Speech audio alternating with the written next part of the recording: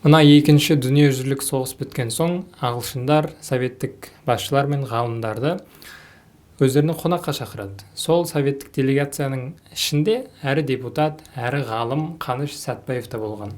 Бірақ Қаныш ағылшындардың еліне келісімен бірден елін, мына Сарыарқаны, қырдың ауасын сағынып бастайды. Елден шыққалы айдан асты. Ақбас Алатауда, Алмалы Алматыда алыста. Ұзақ сапарға шығуы бір бұл емес, Кавказ бен Қырымға асып кететін. Ленинград, Орал, Сібір мен Украинаның қалаларында аралаған. Мәскеуде айлап жатып, қыстап қалған жылдары да болған. Бірақ бірде-бірінде туған жерін нақ осы жолғыдай аңсаған емес. Әлде тұманы еңсені басқан бұлыңғыр көктемнің әсері. Бәлкім бөгде елді бөтен-сөден. Ойына Сарыарқаның ақ жаңбыры оралды. Кәдімгі бір жауса, күні-түні толастамай сіркірейтін даланың ақ жауыны. Соның астында тұрғандай сезім тұла бойын кенет шарпып өтсін. Желкесінен саулаған жаңбыр тамшылары жонын аралап бара жатқандай, мұрнына жусан иіс келгендей, көңілдегі іңкәр тілекте құйшы бір осылай жауып өтші аянбай деп тілегендей. Не жаумай, не тарқамай, неше күннен бері түнеріп тұрған тұманды Альбион елінің тұнжыр аспанына білдірген назым әлде. Осы ағылшын еліне сапарда совет делегациясы көптеген жерлерді аралайды. Соның ішіндегі бір қызығы ол Оксфорд пен Кембридж университеттері.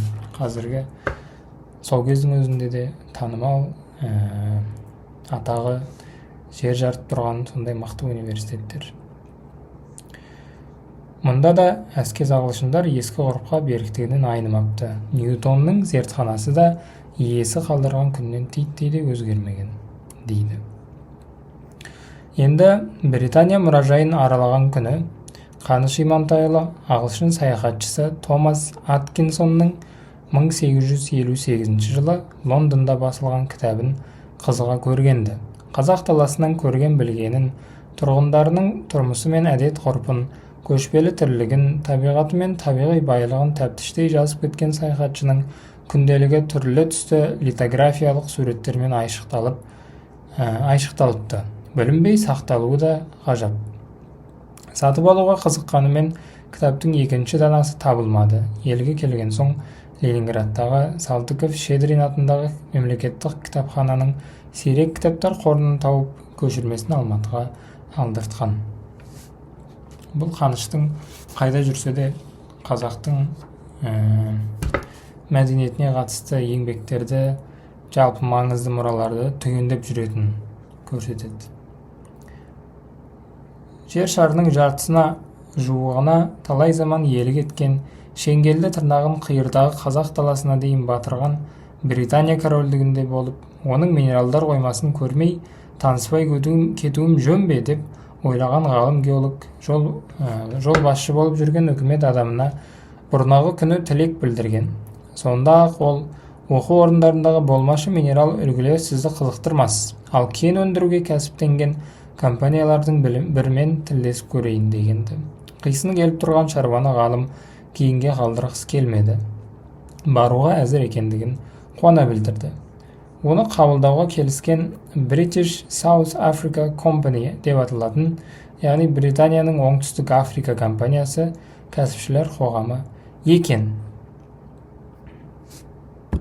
Ағылшын елінің өнеркәсіп тарихы да өзіне мәлім. Әсіресе жұтқынына қанша көмейлесе де қанағаты жоқ жыртқыш арыстанның айбынды бейнесін мемлекеттік гербіне таңдаған Британия империясының қомағай пиғылы туралы да естіген қауесеті аз емес. Мына компания сол арыстанның күшігі тәрізді, өресі жеткен жердің таңғажайып асылдарын талғамай ала берген бе дерсің. Сөйтіп, жаңағы сол компанияның бір жетекшісі Қанышқа компанияны аралатып, өздерінен шығатын әртүрлі қазба байлықтарын көрсетіп жүреді. Сөйтіп аралап жүрген кезде ортаңғы тағандағы ат басындай табиғи тұнба мыстың қасына келгенде Қағылез мейман қалт тұрып қалды. Билли мырза оның кідірісін өзінше бағамдап, алдындағы көрме залының қымбат минералы қызылтым хриозолит екенін, ал соның қасындағы аппақ аршын төс мұрағат амазонка агаты екенін ізет білдіре түсіндірді. Екі таста жаңа аққан қандай ал қызыл нұрға малына көз тартқандай әдемі ақ еді. Ал мына кесек мыс Трансвальдың табиғи мысы деп бастай беріп еді, сонда ғана ғалым сіз не айтып тұрсыз дегендей кіді қалыппен жол бастаушы сергіне таңырқай қарағанды.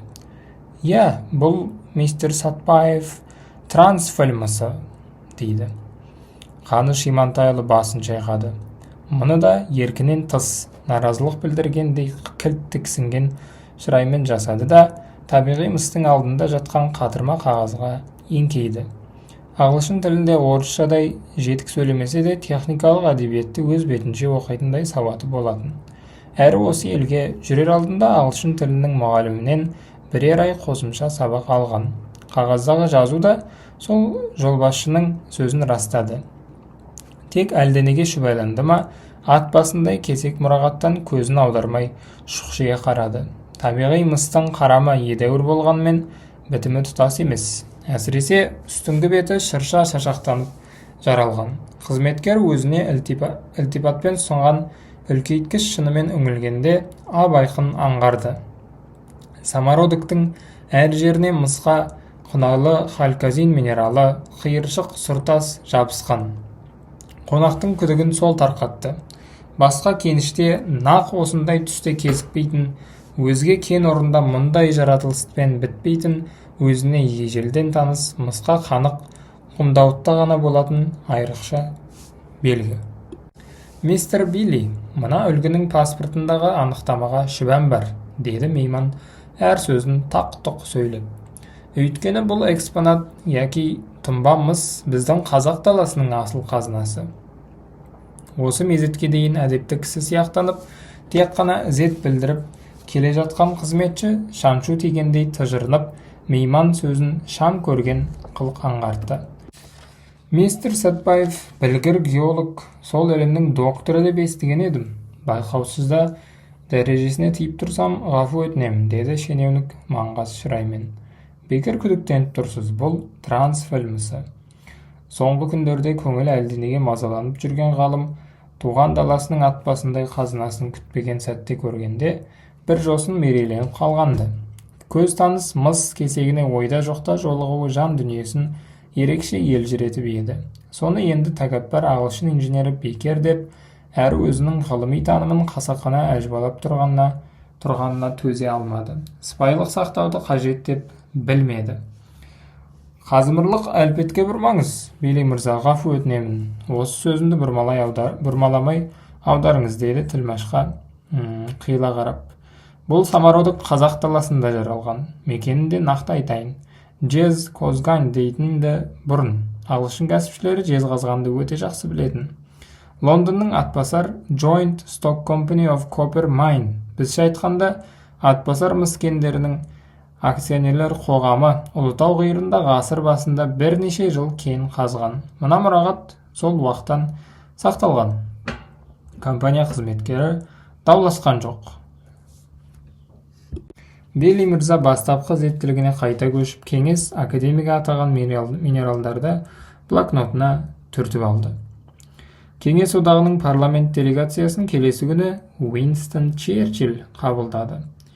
Ресми емес, ағылшын ақсүйегінің қарапайым ізеті деп шақырған. Бұлай дейтін себебі, жуықта өткен сайлауда оның партиясы жеңіліске ұшырап, айтулы қайраткер үкімет басқарудан оппозицияға шыққан. Қабылдау ресми болмаған соң оған делегацияның барлық мүшесі емес, бір топ ғалым мен әдебиетшілер және делегация басшысы ғана барғанды. Танысқан сәтте ақ дипломатияның ежелгі сырттаны ақжарқын шыраймен еш нәрседен қымсынбай ресмилікті ұмытып, өздеріңізді ебін еркін ұстаңыздар. Ас пен вискиге де орыстардың шабуыл кезіндегі пәрменді екпінімен кірісіңіздер дегенді. Экс-премьердің кеңкілдеген күлкісінің астарында аярлық тұрғаны айқын.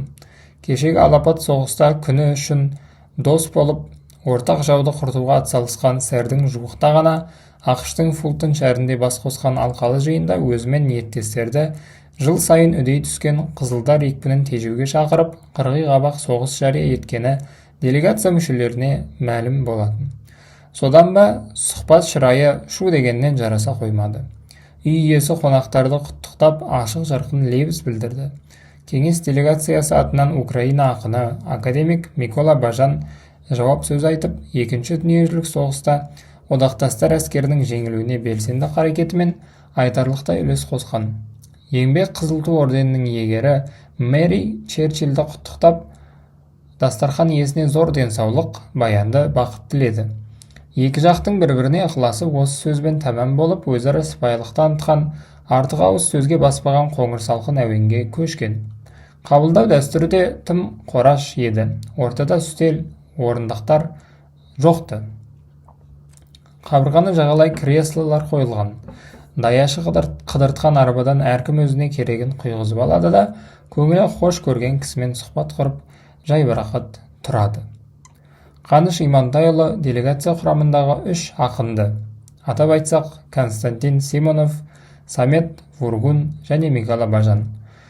Осы 3 ақынды кеңес поэзиясының 3 киті деп атайтынды. Мінездері аңқылдақ үшеуіне іш тартып жақындау жүретін.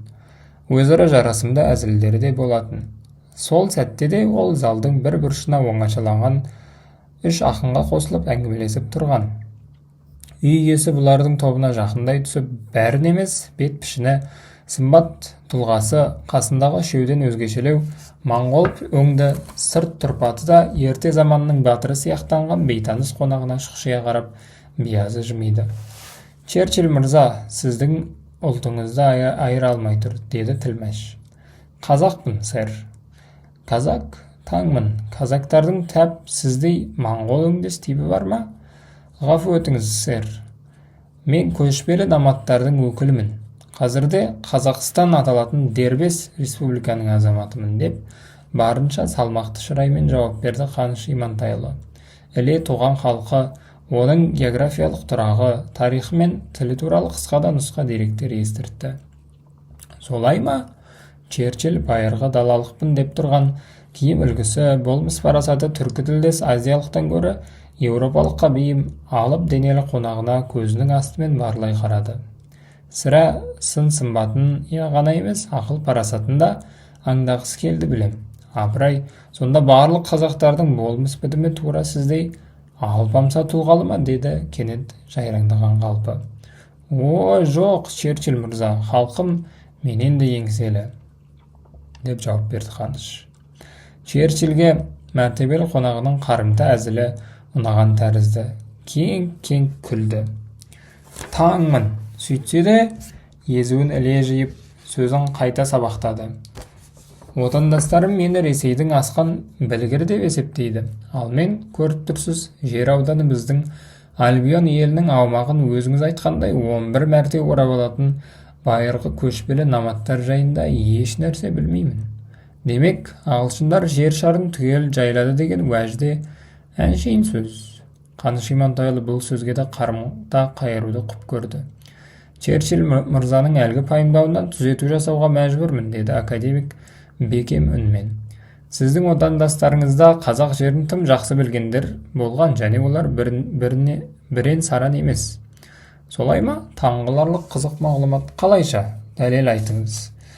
Иә, сэр, Лондонда осы ғасырдың бас кезінде құрылған Атбасар Joint Stock Company of Copper Mine атты акционерлер қоғамы қазақ даласының қиыр түкпірінде әлденеше жыл мыс кенін қазып, табысқа шаш етектен кенелген, деп Қаныш Имантайұлы Уинстон Черчилльге британ отандастарының Қарағанды, Ақбұйрат, Спас, Екібастұз, Кенді Алтайдағы кәсіпкерлік ізденістері жайында қысқаша әңгімелеп, кеше ғана Лондонда ірге тепкен кәсіби компанияның минералдар көрмесін қызықтағанын ескертті.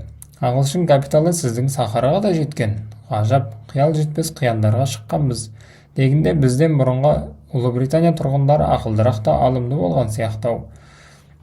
Бұған да қарымта жауабы көмейінде тұрса да, Қаныш Имантайұлы биязылық сақтап, егер сөзге бармады. Сөйткені жөн болған тәрізді.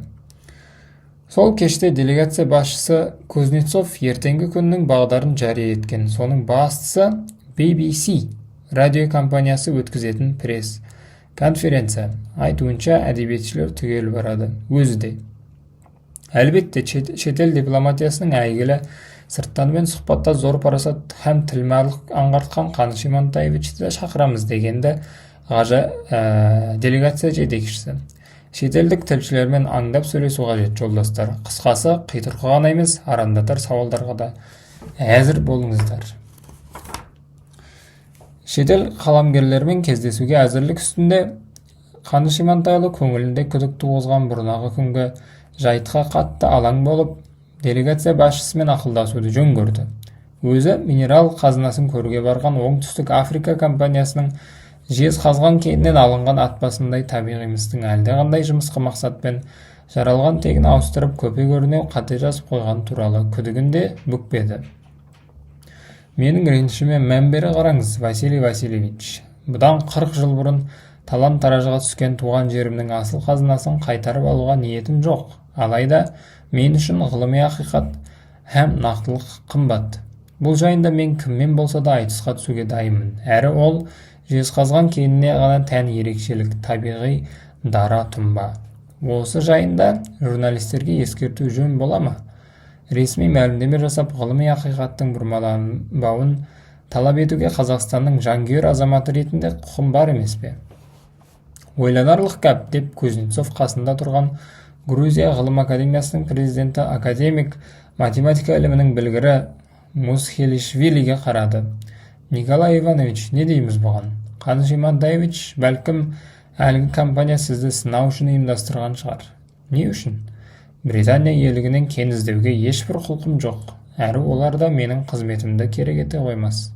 Сөйтсе де, бәлкім шынайы геолог па әлде басқа біреуме деп тексергісі келген шығар, деді кексе әріптесі басын шайқап.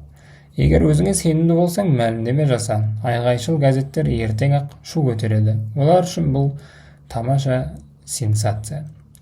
Ойланайық, соншама шу көтергендей саяси оқиға емес, деп делегация басшысы бой тартқандай болды. Алайда ғалымды алаңдатқан күпті жайт келесі күні өзгеше тарқатылды. Ертеңгілікте атыр қызметшісі Қаныш Имантайұлына тілдей хат әкеп берді.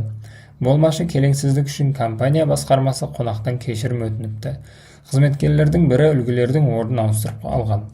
Соны зор ыждахатпен дүзеткен құрметті мейманға рахмет айтыпты. Англияға сапардың да геология ғалымы үшін пайдалы аяқталғанын айту ләзім. Алматыға қайтқан соң бірер айдан кейін ғылым академиясының атына Лондоннан бір жәшік сыйлық келді. Әрбірі үлпілдек мақтамен мұқият оралған кен үлгілері екен.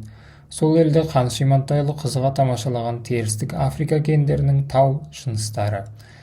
Геология ғылым институтының ғалымдары оны жезқазған кенінен алынған минералдармен салыстыра зерттеп, өз білімдерін тың деректермен байытты. Осынау кен үлгілері қазірде институттың минералогия мұражайында сақтаулы.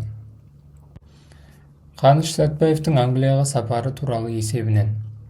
Бізде қазір гидроэлектр станциялар салу үстінде қолданыла бастаған тоннель қазуда Шотландияның мамандары өте көп жоғары өнімділікке жеткенін ескерту парыз. Тоннельдің диаметрі 15 фут, 5 метр шамасы болғанда, олар Керсолерант типіндегі колонкалы перфораторларды қолданып, әр аптада 80-100 фут, яғни айына 105-130 метр жер өтеді. Бір пагон фут қазбаның құны 80 фут стерлинг шамасында. Бұл өнімділікке олар ұзындығы 5-6 миль, яғни 8 километрден астам тоннельдерді қазуда жеткен. Тегінде шетел мамандары көлденең түсетін ұзын пароходқа өтуден тартынбайды. Меніңше Шотландияның гидроэлектр станция тұрғызу тәжірибесін шұқшия зерттеп, әжетке жарату біздің гидроэнергетиктер мен құрылысшыларға теріс болмас еді. 13 наурыз 11 сәуір 1947 жыл.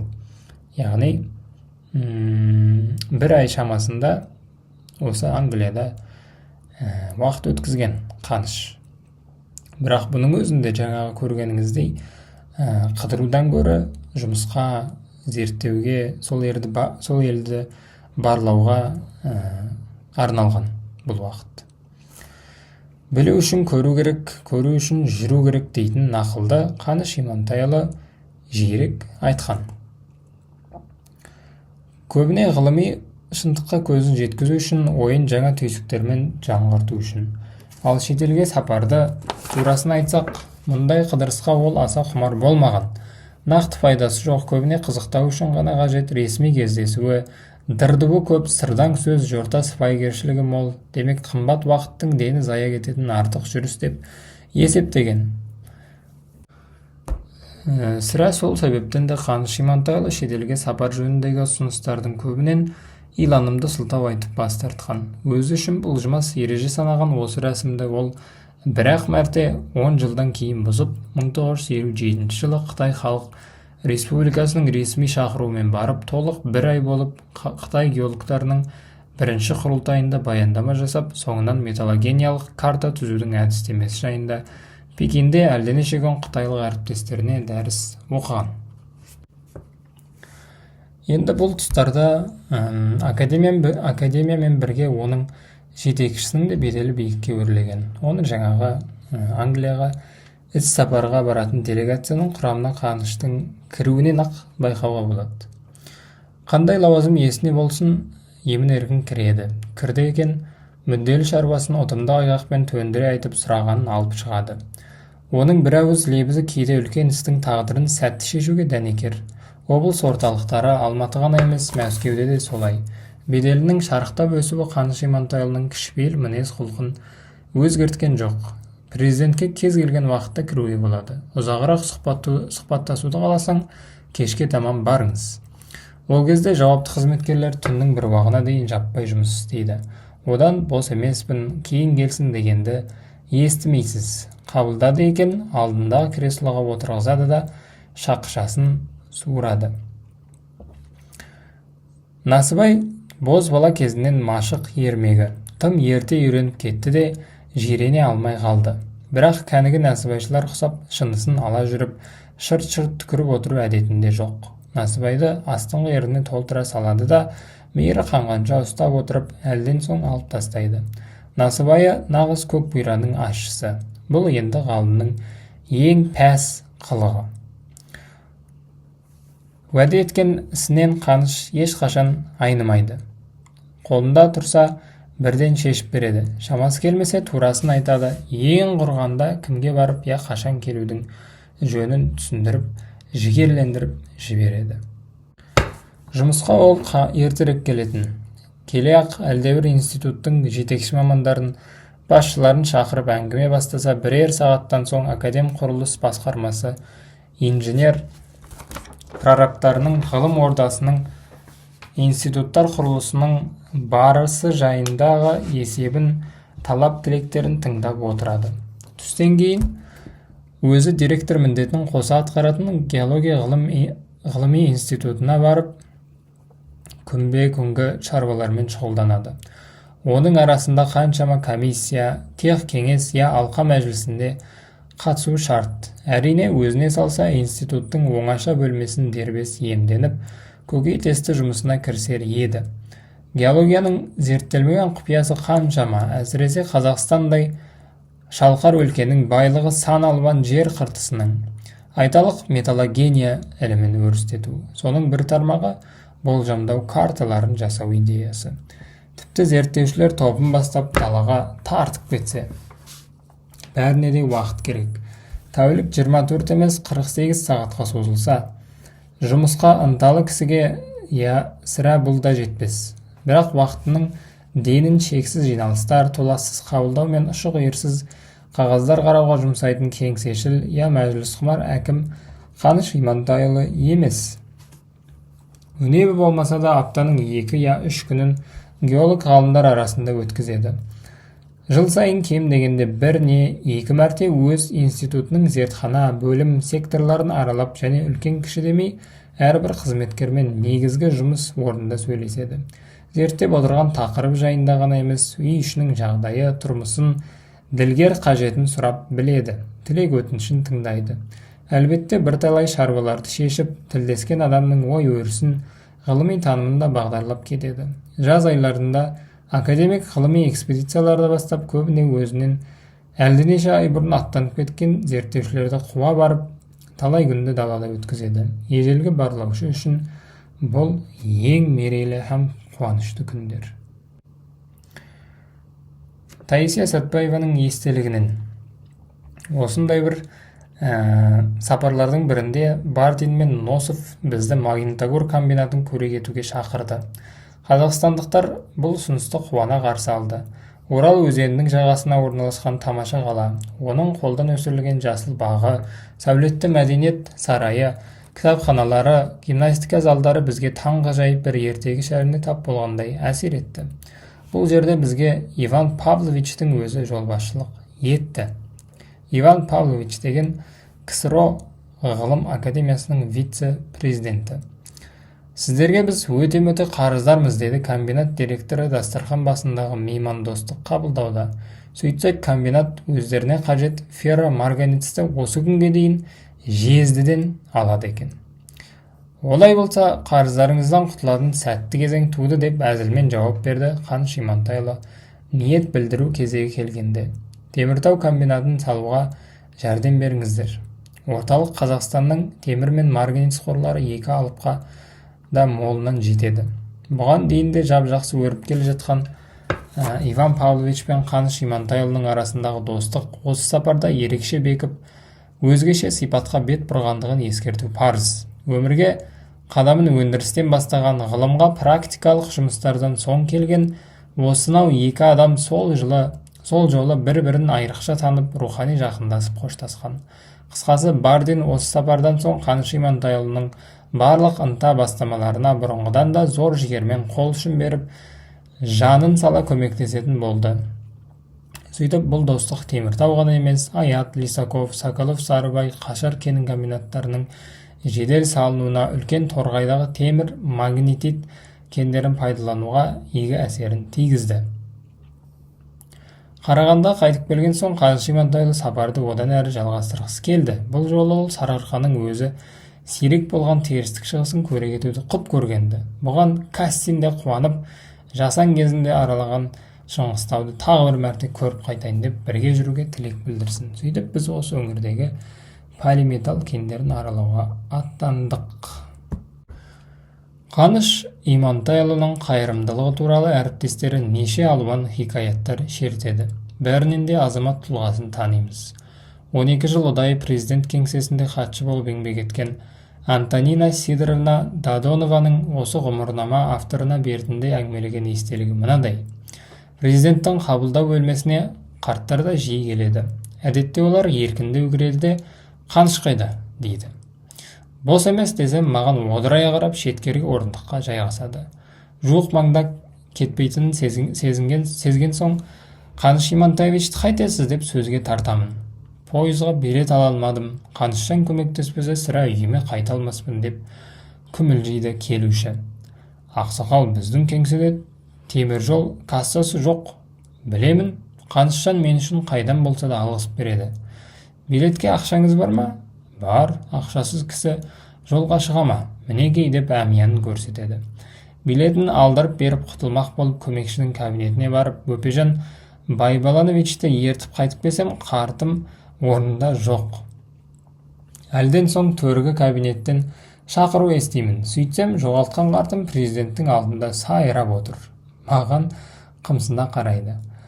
Қаныш Имантайұлы қолыма тілдей қағаз ұстатады. Онда не жазылғанын оқымай-ақ біліп тұрмын. Менің жалақым есебінен Антонина Сидоровнаға 100 сом беріңіз деген қолхат. Осы айда бұл нешінші мәрте деймін ішімнен. Есепшіден қолхатта көрсетілген соманы алып келіп, конвертке салып президентке ұсынамын. Қаныш Имантайұлы оны қартқа береді. Алмаймын деген еркіне қоймастан кейде зорлап ұсынады. Сондағы желеуі, «Бала-шағаңызға сәлем сауқат ала қайтыңыз». Қабылдау бөлмесіне шыққан соң шаруашылық бөліміне телефон соғып, ақсақалды пойызға отырғызып жіберуді ықтияттаймын. Қасымда бүгежектеп тұрған қарт: «Қызым, сен маған ренжіме. Алматыға келіп бесікте тербеткен Қанышжанды бір көрмей қалай кетемін? Ақша емес, аяулы жанның ағалаған бір ауыз сөзін сағынып келдім дейді, оғаш қылығына кешірім сұрап. Қайырымдылықтың тегінде шегі болмайды. Оны аз, я көп деп таразыға тарту жөнсіз әрекет. Қайырымдылық қасиет адамға туа бітеді.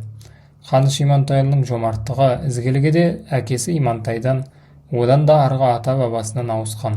Соның айқын мысалын академик Шапық Шөкин өмірдің 4 мезгілі ұлттық ғылым академиясының ғұмыр тарихы кітаптарында топтап келтіріпті.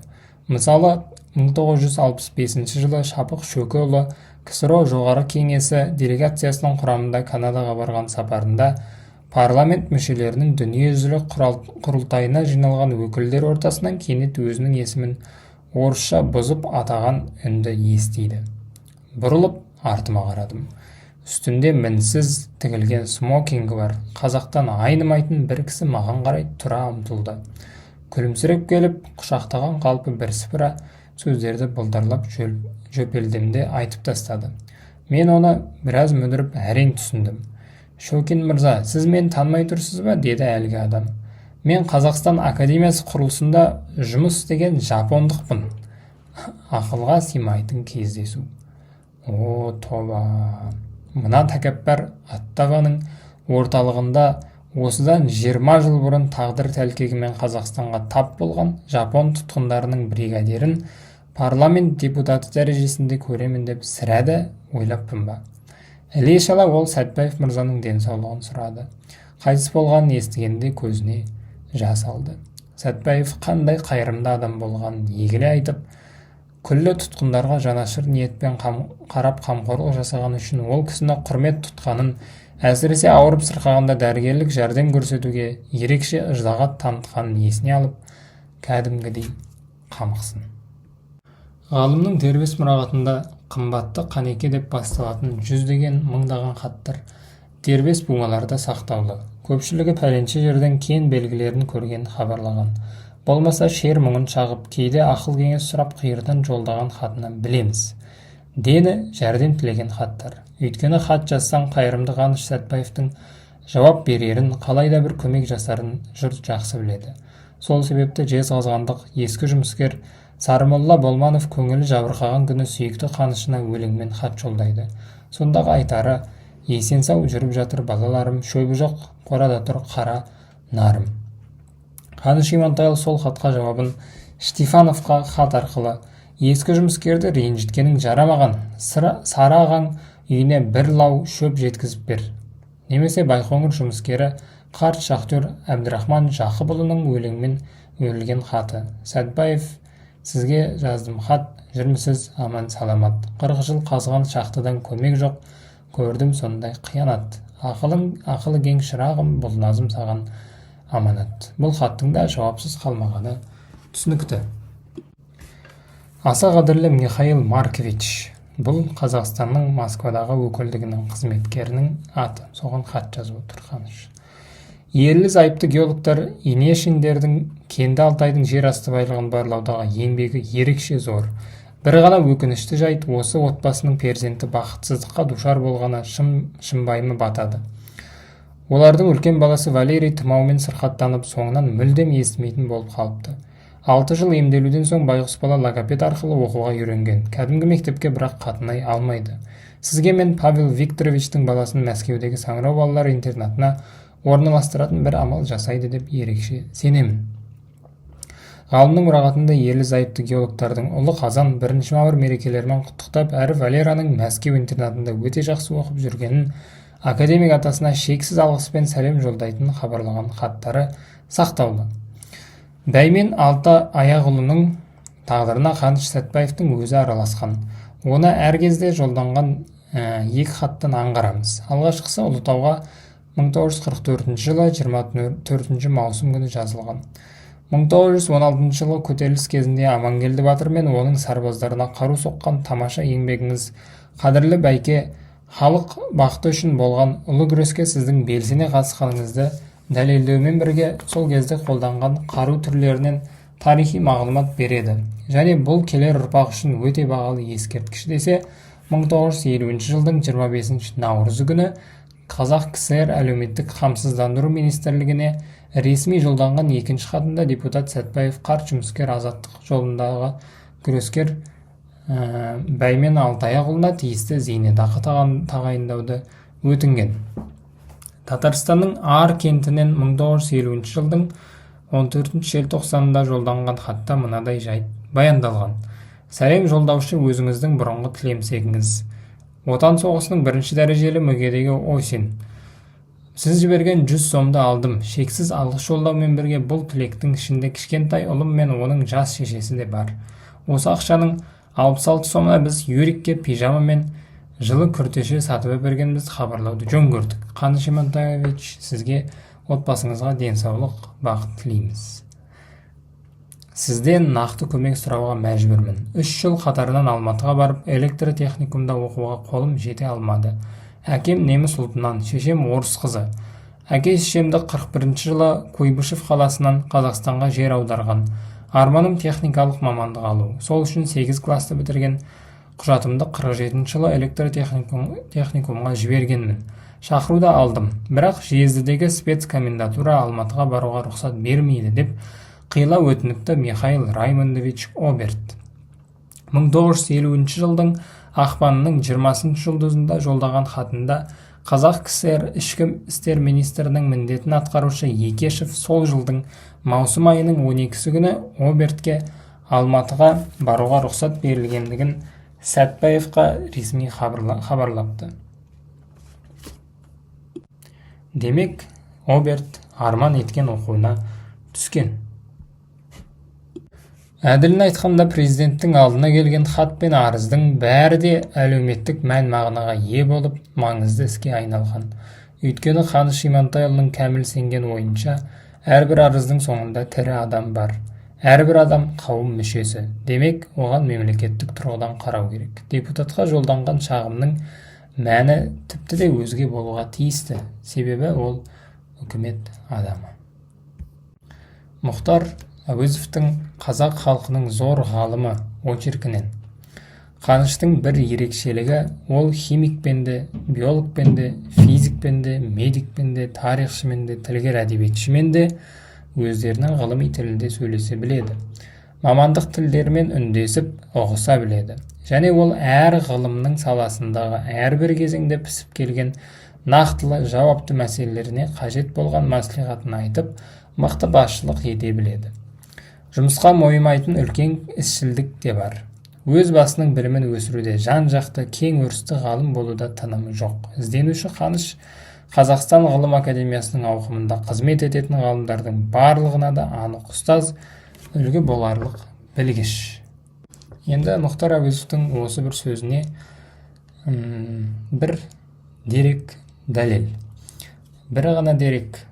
Зерттеу өрісі мен өндіріске берген нақтылы кірісі жөнінен 5 жасқа толған қарсаңында Қазақ Ғылым Академиясы бүкіл одақ көлемінде өзінен 30 жыл бұрын құрылған Украина Ғылым Академиясына ғана жол беріп, екінші орынға шыққан.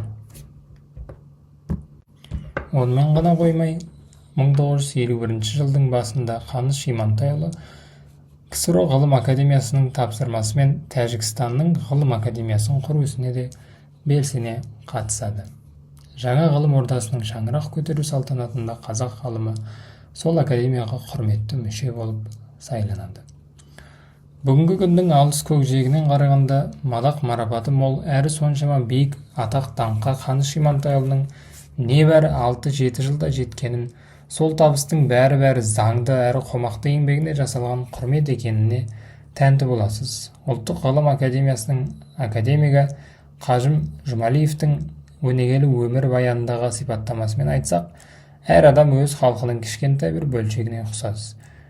Менің қиялымда Қаншаға қазақ халқының кең пейілдік, жомарттық, ақжарқындық, аңғалдық, сабыр салмақтылық, бір нәрсеге берілсе құлай берілушілік, еңбек сүйгіштік сықылды жақсы қасиеттерін түгел қамтып, орыс, батыс, шығыс мәдениеттеріне де емірене барып, етегі толып қайтқан, олардың да тек жақсы жақтарын өз бойына сіңірген, және осы қасиеттерін халық игілігіне жұмсауға өзіне өзі іштей серт етіп, іске бел буған ұлы адамның бейнесін көзге елестетті дегеніне шүбәсіз иланасыз.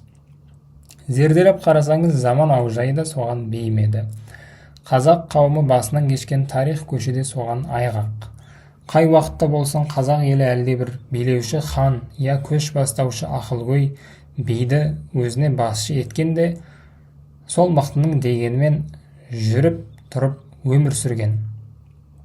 20 ғасыр басында қазақтың рухани ақылгөйлері Ахмет Байтұрсынұлы мен Әлихан Бөкейханұлы бастаған алаш арыстары дәуірін сүргені тарихи шындық. Қатыбас уақыт олардың ісінде ғұмырында көктей орды. Көшбасшының бос орнын билеуші партия алға шығарған ұлт қайраткерлері ауыстырса керекті. Амал қанша олардың білімі, білікті тобы қызыл қырғында еркек тоқтыдай құрбандыққа шалынып кете барды. Солардың билікте ауыстырғандардың өктемдігі басым болғанымен, ой өрісі, білім танымы, ақыл өресі шынайы көсемдікке жетпеді.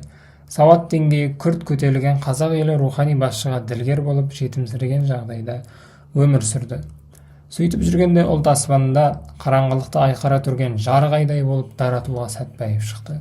Одан да бұрынырақта ұлт зиялыларының кезекті толқынын бастап Мұхтар Әуезов көрінді. Екеуі де саяси майданның бетке ұстар көшбасшысы болған жоқ, сөйтуге ұмтылған да жоқ. Білім мен ғылым саласында, мәдениет пен әдебиет әлемінде өз тұрғыластарынан күншілік, айшылық жерге ұзап биіктеп шығып, өнегелі ісімен, баянды еңбектермен, кісілік биік тұрпатымен үлгі етер нағыз кемеңгер тұлға, ұлт лидері болып танылды. Кестелі ойды тереңнен суырған Абай хакім өсиет еткен, болмасаң да ұқсатпақ деген қолмен қойғандай дөп келіп ел мерейін көтерген, күллі қазақ халқы мақтан тұтқан бірегейде ғұлама ғалымдар атанды. Ең ғажабы осы танымға олар қызыл насихаттың пәрменді үгітімен емес, өздері бекем сомдаған ұлы еңбектермен жетті. Қос алыптың маңдайымызға біткеніне тәубе делікте, жүрек дүрсілмен шексіз сүйсінейік. Енді Қаныштың кеңседегі жұмысынан мән кетті. Себебі өзінің де қол астындағы ғалымдарының да тағдыры былайша айтқанда жар жағасында тұр. Енді Қаныш басшы ретінде өзінің ғалымдарын, сонымен қатар өзінің де қызметін сақтап қалу керек. Осы мәселенің бір шешімін табу керек. Сөйтіп жүрген кезінде сірә ғылым ордасына сайлануға мүдделі болып, әлдеқандай себеппен сол тізімге кірмей қалған ғалым филологтардың кейбірі тіл және әдебиет институтының директоры Есмағамбет Смайылов пен ғылыми кеңес мүшелерінің саяси соқырлығы және ескі заманды көктеушілдігі хақында Қазақстан КБ орталық комитетіне домалақ ақпар жолдайды. Қысқасы, көре алмайтындар не іш күйгендер қазақтың тарихын, әдебиетін тереңнен зерттеуге кіріскен ғалымдарға шабуылды бастайды. Бұл домалақ арыздар алдымен қазақтың өзінің басшылары, оның ішінде Жұмабай Шаяхметовтерге келіп түседі. Сөйтіп олар арыз жолданған ғалымдарды оларға жаза қолдану, ғылым академиясынан шығару секілді істерді жасайық деп ұсынады. Бірақ Қаныш оған келіспей қояды, себеп түсінбейді, ол не үшін керегі. Былай қарасаң, өзінің тарихын зерттеп отыр. Кем артық қылып шығарып отырған жоқ басқа ұлттан. Бірақ көре алмаушылықтың аты көре алмаушылық. Ал осы Жұмабай Шаяхметовтер ден Қаныш сұраған кезде не үшін бұлай сендер оларға қарсы шығып, оларды ғылым академиясынан шығармақсыңдар, ешқандай кінәсі жоқ ғалымдарды дегенде, бұларды шығарып жібермесек, мына арыздар жиналып түбінде жалпы кеңес одағында талқыланатын болады. Ал ол кезде енді уже біздің шамамыз келмей қалады. Қазір мәселе кішкентай болып тұрған кезде, өзіміздің қолымызда билік бар кезде осылай шешіп жіберсек дұрыс болады дейді. Бірақ Қаныш мұндай қастандыққа, арамдық пиғылға қимайды өзінің ғалымдарын, және жоқ дейді, келіспей қояды. Бірақ бұл жолғы сынның сұғы ғылым академиясының президентінде шалды. Көрген көздер Қаныш Имантайұлының өмір жолының бас кезінде рухани зияндылығы қазірде әшкереленген Ер едіге дастанының ең әсерлі нұсқасын әсіре дәріптеген мадақ кіріспемен Мәскеуде жариялаушы екенін біліп, көз түрткі жасады. Яғни мақтаулы президентіміз де ескіні көксеуші. Сондықтан да ол көне әдебиет нұсқаларын зерттеушілерді қанатының астына алып отыр. Ер едігені жариялауын, сол ісінің қателік екенін баспасөз бетінде мойындаудан бас тартуды тегін емес. Демек, академик Сәтбаевтың саяси ұстанымын қайта тексеру қажет. Енді сол науқанның кезінде тек қазақ ғалымдары емес, басқа ұлттың да ғалымдары жапа шегіп қалады. Оның ішінде Николай Васильевич Павлов деген биология, медицина білгірі бар, ботаник. Бір күні кеште, бұл 48 жылдың 25 қыркүйегі дейді. Бір күні кеште Николай Васильевич президенттің кабинетіне келіп етектей арыз ұсынды. Ғылыми еңбектерімді вейсманизм негіздеріне сүйеніп жазғанымды қателік деп мойындамағаным, өмірімді сарп еткен күллі зерттеуімді жоққа шығармағаным қып-қызыл пәле болды. Қазірде маған жабыла тас лақтыру науқаны жүріп жатыр. Ғылыми ортаның сенімінен бір жолы айырылыппын. Мұндай масқара жазаға тап болған жерде бұдан әрі қалуға менің қақым да арым да жетер емес. Сол себепті төралқа құрамындағы міндетімнен босатуды өтінемін. Бізден кеткенде не істемексіз, деді президент, яғни Қаныш өзімен түйедей құрдас әріптесінің арызын оқып шыққан соң. Тек турасын айтыңыз, құрдастар арасында бүкпе сыр болмайтынын білесіз, Николай. Шатаспа қымбаттым, мен тегінде ойланбай еш нәрсе істемеймін. Ал бұл жолы үй ішіммен ақылдасып жаздым. Қияқ гүл өсіремін. Алматыдағы ең әдемі қияқ гүл түрлері менде болады. Бәлкім дүние жүзіндегі ең тамашасы. Өйткені әріптестерім жек көргенмен, мен солардың бәрінен де артығырақ ботаникпін. Көресің әлі, оларды сату маған академиктің айлығын неше мәрте орап алатын табыс әкеледі. Әрі ол ешқандай дүрелеусіз, әжуа сөгусіз адал еңбек болады. Олай десең, Николай Васильевич, мені де көмекші етіп қасыңа ал. Рас, гүл өсірудің кілдибанын мен білмеймін, бірақ күрек ұстарлық қуаттан құралақан емеспін, деді президент әріптесіне тура қарап. Қалжың емес, шыным, Қаныш Имантаевич. Мен де сізбен қалжыңдасып отырғам жоқ, деді кабинет иесі. Қателеспесем, бұдан 5-6 жыл бұрын сіз маған дербес академия құру туралы ой салып, сол үшін марқұм Владимир Леонтьевич Комаровпен де достығыңызды әжетке жаратып бақтыңыз. Сөйтіп жүріп ғылым ордасын көтердік. Соның іргесін бекемдеуге қатысқан сіз емей кім?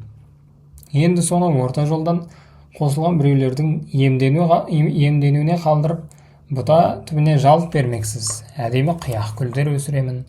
Ұялсаңыз етті. Маған жан тыныштығы керек. Өзгелерің өлмесең өлмей қап. Дәл сізден осындай опасыздық күткем жоқ. Құдайға хақ. Сізді мен рухы күшті адам, сүйікті ғылым үшін ақырына дейін тұратын күрескер деп білемін. Президент сөгіс сөзін бастағанда ғалым ботаник тыныш отыра алмай, әрлі-берлі қозғалып қыбыршықтай бастаған. Қаныш Имантайұлы тоқтар емес. Құдды бір жүрегінде кептеліп қалған шемен шерден құтылғысы келгендей ақ. Ащы өксікті аяусыз төпей берді. Есі шыққан Павлов бар даусымен айғай салып, арызыма қол қойыңыз, бітті шаруа деп шыға жөнелуге шақ тұрды да, кенет ақырын ғана: маған не қыл дейсіз? Қорғануға да мұршам жоқ, жиында сөз бермейді, дейді. Сөйткендері дұрыс, өйткені сіз мінберге шығып алып, жұртты жаппай күйретесіз. Ақырында қайдан шығарыңызды ойладыңыз ба? Ал сізді сынағандарға сол ғана керек. Құлағыңа мақта тығып алып тыныш отыруға болмас па? Төзімім жетпейді Қанеке, ғылымды жағалаған көк езулер аузына келген оттап төбеңді тескенде қисынсыз бірдемелерді сағаттар бойы бопсалап жатқанда қалай шыдайсың? Қаныш Имантаевич, ғафу етіңіз, сіздің де не айтып тұрғаныңызды түсінген жоқпын, үндеме дегеніңізді айтамын, деді, деп Павлов әріптесіне мұңая қарады. Өзің де міне осы дауға араласпай тыныш отырсың. Ол үшін бас қатырудың қажеті жоқ. Сіздің мұныңыз кеше ғана ай планетасынан топ ете түскен келімсектің сөзі. Қаныш Имантайұлы болар болмас езу тартты. Осындай у-шумен басталып, ақыры өзінен өз тынатын науқанды жаңа көріп едіңіз. 1 жыл, бәлкім 2 жыл сабыла жүгіреді де бір күні ұмыт болады. Демек, ештеме естімегенсіп тыныш отырып қараған басыңызды сақтау қажет. Ал ол шіркін басыңызды айтамын. Сізге ғана емес, маған да, отанға да керек бас. Ұқтың ба, Николай Васильевич, төзім керек. Жүйкеңіз жете ме соған, деп академия президенті ауыр сұхбатта меселі үстем шыққанын сезіп, ынжырғасы түсіп, құрдасына қутыңдай қарады. Білмеймін, қымбаттым, сөйтемін деп сендіре алмаймын. Бір күні түлен түртіп, өзіме тиіскендердің бірін жағадан алсам сөкпеңіз мені. Ал қазір арқаңызға берілдім, тек уақытша, арызымды қайырыңыз Қанеке. О, жоқ, даукес достым, бұл шимайыңыз менде қалады. Сіздің әзіл оспағыңызда аяу жоқ. Құрдас деп мені ғана емес, жасы үлкенірек Әуезовті де аямайсыз. Мәжіліс үстінде бәрімізді сыпыра мазақтап, зеріккен жұртты күлкіге қарық қылып отырасыз. Сол кезде мұны қарымтаға пайдаланамын деп жайраңдаған президент Николай Васильевичтің алдына таза қағаз тастады. Маған сіз басқадай арыз жазыңыз, осы қазір. Әлде бір ғылыми мақсат үшін айталық өсімдіктің жаңа түрлерін дала түкпірінен әлде Алтай бөктерінен іздеу үшін ең кемі 6 ай, бәлкім 1 жыл мерзімге экспедицияға аттану үшін. Қысқасы, сізге өшіккен пысықтардың үні де қолда жетпейтін алыс қиырға аттанасыз. Аз болса ұзартамын мерзімін. Тек Николай, достарыңыз түгілі дұшпандарыңыз күдіктене алмайтын дәлел келтір. Бітті шаруа, жаныңызда күйзелткен дау шарда соған дейін бір жағына шығады. Сенің соңғыла ойыңа Құдай біледі, найза ойламайды Қанеке. Оған қоса сен керемет оптимист адамсың. Ақиқатқа сеніміңде әлі күшті деп шаттанған ботаник қолына қалам алып, әрлі-берлі сүйкектете бастады. Бұл дүрмекте Қазақ КСР ғылым академиясы президенті болжағандай болып шықты. Рас, Лысенконың жалған іліміне табыну, бірер жылға емес ондаған жылдар бойы үстемдік құрып, орасан зиян келтірсе де ғылым ордасы жетекшісінің әріден ойлаған амалының арқасында Қазақстан жаратылыстанушыларының білімпаз тобын жөнсіз қуғындаудан сақтап қалды. Әлбетте, ғылымның бұл саласының өрісі біршама баяулады. Сөйтсе де биология ілімі республика атырабында ежелгі үрдісінен жаңылған жоқ. Кім, бұдан Қазақстан ғылымы ұтты. Салауатты ботаник Павловтың басшылығымен Бертінде республика флорасының 9 томы жарық көрді. Николай Васильевич қазақ даласының өсімдік дүниесін зерттеуден өмірдің ақтық сағатына дейін, яғни 71 жылға дейін танбай, соңына іргелі ботаниктер мектебін қалдырып кетті. Еске ұстар жайт. Қазақстан флорасының 64 жылы жарық көрген 7 томы сол жылы опат болған ботаниктердің жанашыр қамқоршысы академик Сәтбаевтың жарқын есіміне арналған. Сол іске мұрындық болушы Николай Васильевич өзі өсірген қияқ гүлдің жаңа түрінде әзіл оспағы жарасқан құрдасының есімімен атаған. Ұлы замандасын ерекше ардақ тұтқан ботаниктер Қазақстан Республикасы бас бауында Бертінде өсірген сиренінің де көрікті түріне Қаныш Имантайұлының есімін беріпті. Қазақстан ғылымы жетекшінің шынайы жағдайды біле тұрып, қасқырларға жемтік тастап, қойларды аман сақтау амалымен ғылыми тартыста жер ортада болғанына айқын айғақ дейді. Нәтижесінде ол биология ілімін Қазақстанда бір жола күйреуден құтқарған. Алайда турасын айтсақ, нақ осы ғылыми қауымнан, зиялылар ортасынан жат пиғыл іздеп, әр жыл сайын қайыра соғып сыпыра тазалау науқаны Қаныш Имантайұлында қажытып, ерекше шаршатқан. Әбден діңкелеп, үнемі шала ұйқы жүргендіктен көз алды бұлдырап, сыр бере бастаған. Қан қысымы көтерілетін гипертония дерті президентті жиі мазалайтын болды. Бұл науқанның кезінде атақты Русаков та 25 жылға сотталып, ит жеккенге айдалып кете барған. Әрине Сәтбаев өзінің ұстазы Русаковты арашаламақ болып, Мәскеуге барып, үкімет адамдарына шағым түсірген. Бірақ оның да пайдасы аса болмаған. Қысқасы, пәле-жала іздеуші одақтық комиссия мүддесіне жетті. Рас, көздеп келген күнәкәрді емес, геология ғылымының аса ірі тұлғасы Қазақстанның геология ілімінің негізін қалаушылардың бірін жер жастандырып, іле-шала қайтып кетті. Алайда көктем шыға қарамды топ болып қайта оралып, геология ғылыми институты жұмысын қайра тексереді. Бұл жолы кен барлауды ғана емес, күллі шаруашылық саласына ғылыми зерттеуге жұмсалған шығындар көлеміне шұқшияды. Тіпті директордың зайыбы жұмысқа түске дейін келеді, ал еңбекақыны толық алады деген сыбысқа да қадалады. Таисия Алексеевна үйде зерігіп бос отырмас үшін бір мезгіл институтқа келіп 2-3 сағат жезқазған кендерін минералогиялық зерттеумен шұғылданатынды. Бірақ соңғы жылдары бұл үшін соқыр тиын айлық алмаған. Қанша шұқшиғанымен бұл комиссияда Қаныш Имантайұлының геологиялық ізденісінен ешқандай елгешек таба алмайды. Жезқазған сында алыпты ел игілігіне жаратуға мұрындық болған, жездіні ашқан Атасу мен Қарсақбай кендерінде жетімсіз қаржымен ондаған жылдар бойы зерттеп, қара металлургия комбинатына шикізат бере алатынын соғысқа дейін-ақ толық дәлелдеген іздеушінің тұрлаулы барлауынан нендей олқылық табасың. Әйтсе де тырнақ астынан кір іздеушілерге бұл уәж емес. Нысанға алған пендені зиянкес етіп шығару қызметтік мақсаты болған соң не шара. Бұл Қаныштың геологиядағы ғалымдарына жүрген сондай қысым. Ал енді қазақтың ғалымдарына, тарих әдебиетін зерттеушілерге келсек, бұл жерде басты күнәкар тарих ғылымдарының докторы Қазмудың профессоры Ермұхан Бекмаханов. Өйткені ол үстем таптың өкілі Абылай ханның ұрпағы Кенесары Қасымұлын 1937-47 жылдары ұлт-азаттық күресін бастаушы етіп ерекше марапаттаған. Оған қоса Мұхтар Әуезов Кенесары жайлы хан кене драмасын жазған. Тағы да айтсақ, Жұбанов, Жұмалиев, Смайылов, Бекхожин, Кенжебаев, Марғұлан, Кеңесбаев, Ысқақов, Мұхамедханов еңбектері де осы нысанаға іліккен. Сондай қысасты ғылым академия президенті Қаныш Сәтбаевты көрген. Алматы қаласының партактиві бас қосқан келелі жиында ол академия қызметкерлері ортасында туған ахуалды түсіндіруге тырысқанда, коммунистердің саналы, сауатты дерлік озық тобы балық үлесіне жиналғандай айқай-шу көтеріп ұлт мақтаны саналатын ғұлама тұлғаның аузын аштырмай мінберден қуып түсірген. Осы дүрбелеңнің кезінде ғылым академиясының президенті Қаныш Сәтбаевты орталық комитеттің бірінші хатшысы Жұмабай Шаяхметов оңаша сұхбатқа шақырады. Ол жерде қатты да, жай да айтылған сөздер болады. Қысқасын айтқанда, Жұмабай Шаяхметов жалпы сол ғалымдарды жазаға тарту үшін, кейбірін жұмыстан шығару үшін сондай ресми істер жүргізеді.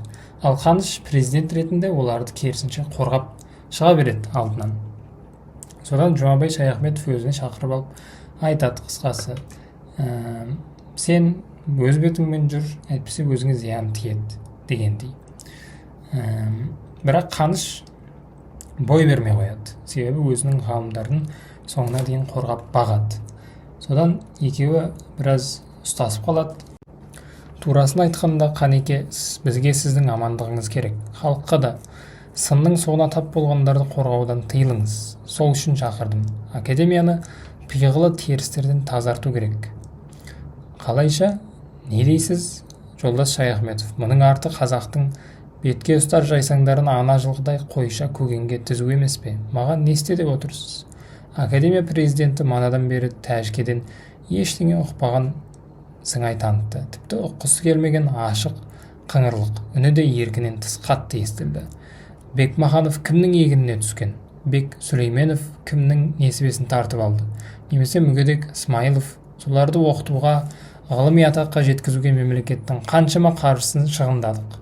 Жұмыстан қу деп отырған ғалымдардың көпшілігі академияға филиал атанған кезінде келген. Марғұлан, Кеңесбаев, Кенжебаев, Жұмалиев бәрі-бәрі ғылым ордасының іргетасын бірге қаласқан маңдай алды саңлақтарымыз. Апырай Жұмеке, Мұхаңды мақтан тұтар ардағымыз Әуезовті, бұрнағы жылы Абай романы үшін Сталиндік сыйлық алған дарабозымызды, немесе өз қатарынан қара үзіп шыққан Ахмет Жұбановты қалайша дәтім барып, қолым қалтырамай, ғылыми ортадан аластауға бұйрық жазамын. Қателессін дейік, қателіктен де ғылым туындайды. Ал партияның түпкі саясаты адасқанды оң жолға салып тәрбиелеу емес пе, жолдас хатшы? Мен сізді түсінуден қалдым. Қысқасы, мені бұған зорламаңыз.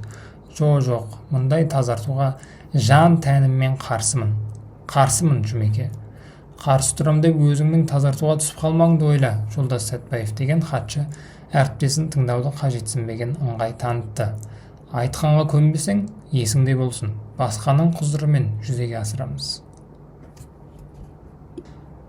Қаныш Имантайұлы бұдан әрі аянған жоқ. Неше айдан бері жүрегін тырнап, ұйқысын қашырып жүрген ащы өксікті тежеусіз ағытып, тіпті соны қай жерде кімге айтып тұрғанын да ұмытып, ішін кернеген ашу ызаны аяусыз төпеді.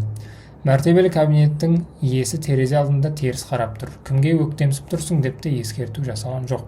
Сәтбаев та тайсалмады. Кілем төселген еденді тырп-тырп басып қоштаспаған томаға қалпы шығып кетті. Қаншама тығыз жұмыстар күтіп тұрса да, Қаныш Имантайұлы сол күні де ертеңінде де кеңсеге барған жоқ. Академия маңына қадам басуға дәті жетпеді. Өз-өзінен қуыстанып, әлдегімнен сескенгендей, әлденеден безгендей беймәлім күй кешті. Өмірінде тұңғыш рет жұмыстан себепсіз қалып, үйінде жатып алуы сірә сол жолы шығар ау. Анығында ұйқысыз өткізген түннің ертеңінде қан қысымы көтеріліп, жан дүниесін бейжай енжарлық билеп, қос шекесін сығымдаған дерттен аяқ алмады. Министрлер кеңесінің емханасынан шақырылған емдеуші дәрігері Владимирова бірден-ақ қатерлі жағдайын ашық айтып, ауруханаға әкетпек болғанды, науқасты иліктіре алмады. Ақырында күн құрғатпай келіп, мейірбикелерді жіберіп, емді үйден жасайтын болды. Дер кезінде жасалған көмек қан қысымын 3-4 күнде қалпына келтірді. Тек ұйқысын бұзған іштегі жегі ойды тарқата алған жоқ. Солайша дегдіген шала шарпы емделген қалпы сүлдерін сүйретіп жұмысына қайта шықты. Сол кездегі совет басшылары, тіпті қазақ басшыларының тарапынан қазақ ғалымдарын қыспаққа алу басталады. Сол кезде Қанышқа да сен де өзіңнің ғалымдарыңды сынға сал, кейбіреуін жұмыстан босат деген сынды әңгімелер айтылады. Бірақ Қаныш оған көнбейді. Соның кесірі кейіннен өзіне тиіп кетеді де, өзі президенттік жұмысынан айырылып қалады. Бірақ Қаныш соңына дейін күресіп бағады, Мәскеуге барып әділдік іздейді. Ол жайында келесі бөлімде айтатын боламыз.